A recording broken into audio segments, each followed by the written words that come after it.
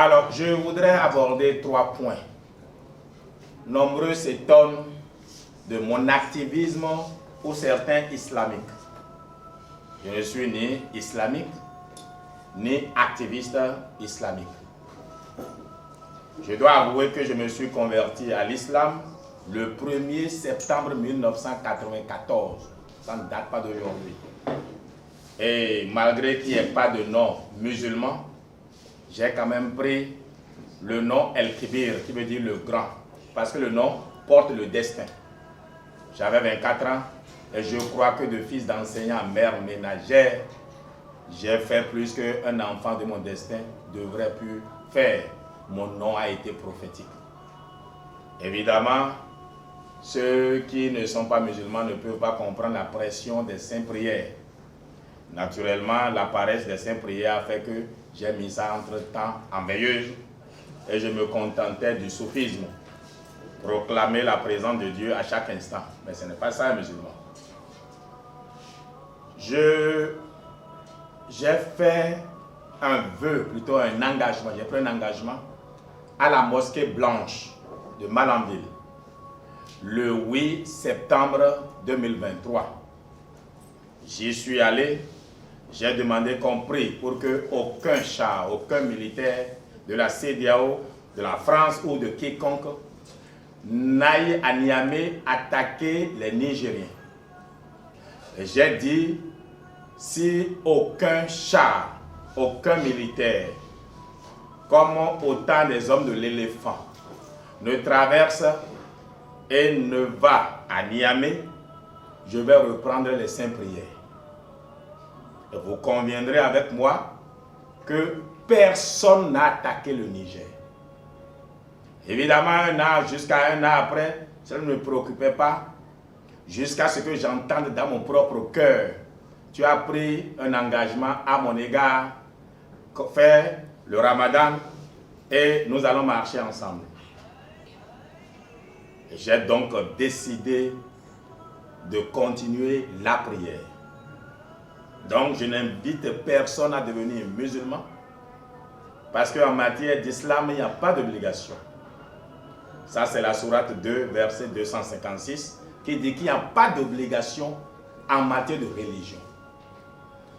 Et je ne fais pas du prosélytisme islamique. Mais moi j'ai une joie à écouter les versets coraniques. Évidemment, je fais des cours, mais j'aime surtout écouter le Coran en arabe et en français. C'est reposant. Ceux qui me connaissent savent aussi que je suis un maître de la programmation neuro-linguistique. Et j'ai découvert que l'islam, en fait, est basé sur cette science-là. Voici quelqu'un qui répète pratiquement la même chose 5 fois par jour. Le temps que tu as oublié ce que tu as dit, tu te retrouves encore en train de refaire. Conséquence, si vous avez quelqu'un qui a un cours d'eau devant sa maison et qui saute dedans, qui peut sauter dedans 5 fois par jour, je ne sais pas quand est-ce que vous allez le trouver sale. Donc oui, je ne demande à personne de devenir musulman. Et ça n'a rien à voir avec la politique. Au contraire, l'islam fait que je n'ai même plus à tout prix l'envie d'être président, cela m'est passé. Parce que la sourate 97 dit que les choses sont écrites à l'avance. Mais il nous appartient, nous, de travailler comme si tout dépendait de nous. Et c'est la volonté parfaite d'Allah qui en décidera. Et depuis que j'ai vu 2 prisonniers sortir, l'impresario devenir président Joe Maifai et celui qui était censé être le président devenir son impresario, j'ai compris que ce qui arrive à chacun est écrit à l'avance. Adrien Ombedi est un exemple pour nous. Amosou Bruno est un exemple pour nous.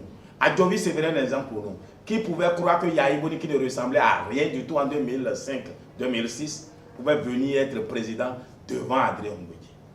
C'est le destin qui en décide. Al-Qadr. Qui peut croire que Patrice Talon peut quitter l'exil, venir battre Zissou, qui avait tous les logos réunis ensemble. Patrice Talon l'a battu. Adiabon qui avait de l'argent, a perdu. Donc moi je ne me remets plus à ma volonté personnelle, que la volonté d'Allah s'accomplisse. Si Dieu décide que je sois esclave dans ce pays, alhamdulillah. S'il décide que je sois président, alhamdulillah. Alors donc, ceux qui s'offusquent de haut, qu'on vit monde des signes islamiques, qu'on vit monde des signes islamiques, moi quand je veux faire quelque chose, je suis passionné de la chose. Et ma seule prière, c'est de mourir musulman. J'aurais réellement réussi ma vie. Mais je ne demande à personne d'être musulman. Parce que je vois des gens qui sont musulmans avant moi, mais quand je vois leur vie, ils n'en sont pas un. Ils sont dans le doute tout le temps. Ils se plaignent de tout. Ils ne savent pas qu'il n'arrive jamais un malheur dans une ville dont Allah n'en soit informé à l'avance. Alors donc, je voudrais que vous m'aidiez à mettre fin à cette histoire de « Oh, c'est parce qu'il veut être candidat qu'il veut être musulman ». Combien de musulmans n'ont pas échoué à une élection? Si parce qu'on veut être candidat, on doit devenir suivre une religion, mais après ça, on va laisser la religion. C'est comme ceux qui deviennent musulmans parce qu'ils veulent épouser une femme. Très souvent, ils cessent d'être musulmans dès qu'ils ont épousé la femme parce que l'amour, ça a de saison. Les femmes le savent mieux. Ah, l'amour a de saison. Ça, c'est aux jeunes que je le dis. Donc, si vous épousez une femme et pour elle, vous devenez musulman, vous serez un hypocrite. Il faut que votre cœur ait été appelé. J'espère avoir répondu à cette histoire de « Oh, pourquoi il monte des signes islamiques, oh, il devient extrémiste ». Quand je suis revenu la dernière fois de voyage, j'ai pris mon véhicule, je suis allé directement à la place Mariale à Porto Novo. Je crois à Mariotte, ils appellent ça. Aller allumer de cierges. Parce que j'ai vu dans le Coran, la sourate Myriam, ce que le Coran dit de Marie. Moi qui ai été catholique tout le temps, je n'en avais pas cette compréhension et ce respect-là pour Marie. Donc le prêtre était étonné, je lui ai dit non, j'ai été catholique tout le temps, mais j'ai toujours détesté et critiqué ceux qui viennent, enfin, honorent Marie. On ne donne pas culte à Marie, on l'honore. Mais c'est ce que la Bible, en fait, aurait dû bien expliquer, mais c'est le Coran qui l'explique mieux et c'est l'islam qui m'a permis de le comprendre. Donc je ne rejette aucune religion. Moi, si demain les vaudouisants m'invitent, je suis prêt à aller chez eux. Mais je reste musulman, soumis à Allah.